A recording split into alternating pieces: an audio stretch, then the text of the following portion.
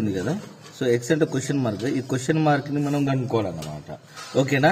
So ఇక్కడ మనం ఏం చేయాలి అని అంటే ఈ 169 అనేది మనకు మైండ్ లా ఈజీ అవుతుంది. ఏం నెంబర్ ఇది? 13 స్క్వేర్ నెంబర్. 13 స్క్వేర్ నెంబర్ వచ్చేసి 169.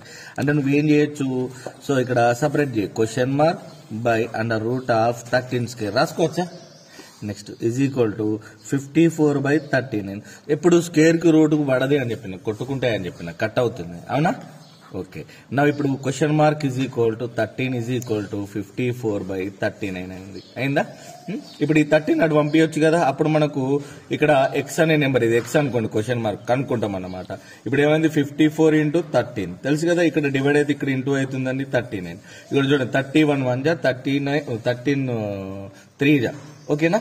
నెక్స్ట్ 3 1 జా 3 1 జా ఇక్కడ 24 అవుతుందిగా, 3 8 జా. అంటే root x, root question mark is equal to 18 కదా. సో ఇక్కడ ఎక్స్ నే అనుకోవాలి. ఓకేనా. ఎక్స్ వాల్యూ కనుక్కోవాలని అంటే గిట్ట ఇక్కడ ఏం చేయాలి, ఎక్స్ ని స్క్వేరింగ్ చేయాలి. క్యాన్సిల్ అవుతుంది కదా. ఇప్పుడు 18 స్క్వేర్ అవుతుంది. 18 స్క్వేర్ అని అంటే ఏంటిదిరా, ఎక్స్ ఈజ్ ఈక్వల్ టు 324 అవుతుంది. ఓకేనా. 18 × 18 చేస్తే నీకు 324 వస్తుంది.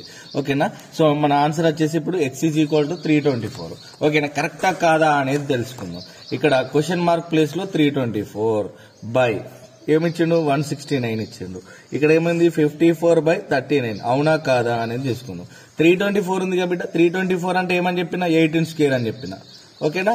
నెక్స్ట్ 169 అంటే ఏం చెప్పిన, 13 స్క్వేర్ అని చెప్పిన.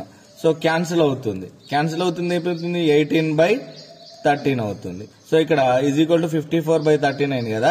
ఇవ్వ 3 1 జా 3 3 జా. నెక్స్ట్ 3 1 జా 3 8 జా. ఇప్పుడు 18 is equal to 18, 13 is equal to 13. Condition satisfy అయింది కదా.